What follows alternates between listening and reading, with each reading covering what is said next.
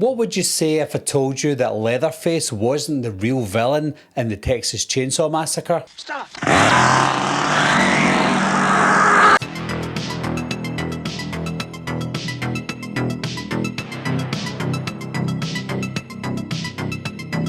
Hi guys, my name's Barry and welcome back to the channel. In this video I want to talk about who the real villain is in the Texas Chainsaw Massacre. I'm doing a series where I talk about movies that has a villain, like your traditional villain in a movie that people just call the automatic villain. But if you watch the movie and you kind of look at it from the inside out, you kind of realise to yourself, wait a minute, maybe that person isn't the real villain, somebody else is.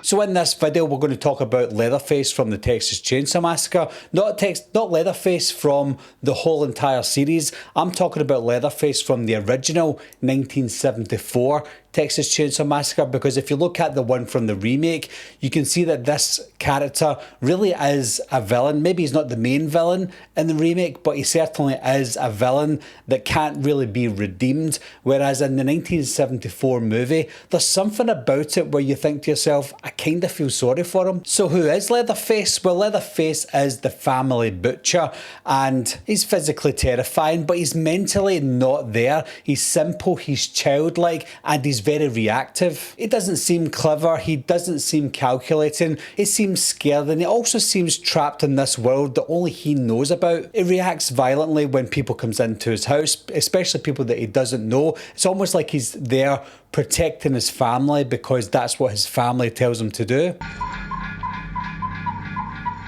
So why do people see Leatherface as the villain in the 1974 movie? Well, first of all, he's got a chainsaw, he's got a mask, he is called Leatherface, and I think when people think about the Texas Chainsaw Massacre, they automatically think the villain in the movie is Leatherface. Ironically as well, he's the one who commits the most visibly violent crimes in the original movie too. But the most visible monster isn't always the real villain. There's three other characters in the movie that you could consider being one of the villains. One of them, we'll get out the way, is Grandpa. He's obviously not able to do anything because he's sitting on a chair for all of the movie. But when you look at Grandpa, it's almost like he was the one that was the leader at one point in his life. Again, we're ignoring all the sequels right now.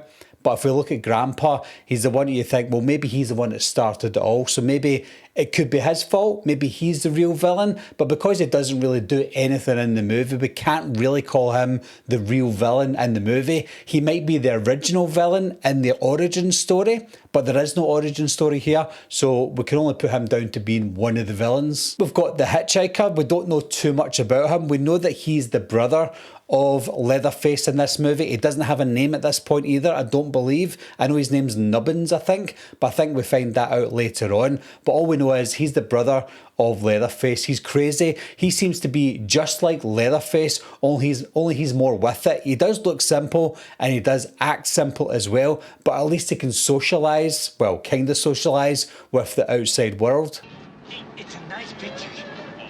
You can pay me now. We've finally got the cook, the one that I believe is the real villain in the 1974 movie. We don't know if the cook is an older brother of Leatherface and the Hitchhiker. We don't know if he's the dad, but he's certainly a father figure to both of these characters because he's a lot older than them, and he does call Grandpa Grandpa in the movie as well. So it's possible that he is a brother, but an older brother and this father figure to them. He's one that can certainly function in the outside world. He's the one that calls all the shots. He's the one that socializes with the future victims as well. He seems to be the one that's calculated and motivated in doing the bad things in the movie. He only uses the Hitchhiker and he only uses Leatherface to do his dirty deeds for him. I hope you're not too uncomfortable down there.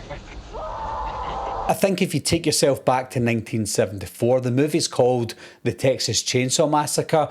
Leatherface was the front cover. Leatherface was the face of the movie simply because he was the most terrifying looking in the film. But when you watch the movie, it's not a Leatherface movie. It's not even a Cook movie. It's not a Hitchhiker movie. It's all of them put together. It's this crazy family. The Saw is family.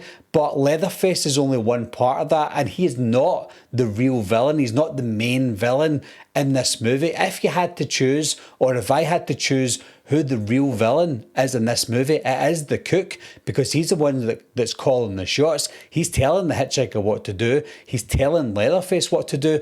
If it wasn't for the Cook, if he wasn't part of the family, then Leatherface might be nice. He might just look after Grandpa. He might just work in the factory. He might just be the butcher, and that's it. But the fact that the Cook is there, he's the evil one. He's the one that's telling him what to do. And because he is a simple character, he's doing what he's told. Get back in there! Leatherface wears the mask, but the Cook runs the house. So just to reiterate, guys, I know that Leatherface is not a good guy. I know that he's not portrayed as a good guy in the movie or even the franchise. He is the face of the franchise. He is the face of the villainous part of the franchise as well later on. But in this particular movie, he's not the main villain. That's my interpretation of the Texas Chainsaw Massacre. No need to torture the poor girl. What are your thoughts on that though, guys? Do you think Leatherface is the main villain in the movie? Do you think he's at fault and he's responsible for everything that he does? Or do you think it's the Cook or somebody else? As always, guys, leave your thoughts and opinions down below. Let me know who you think is the main villain. And also, as part of this video series, I've done quite a few. I've done the 28 Years Later, The Bone Temple. I've done Sinners. I've done Obsession. I've done Send Help. And I've done numerous other ones in this kind of series.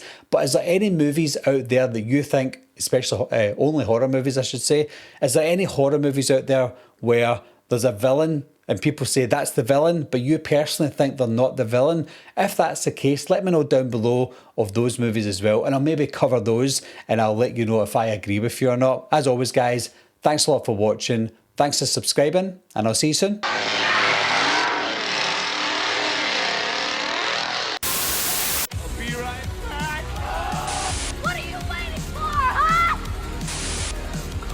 To get you, Barbara. Ever played Skin the Cat? Someone's in the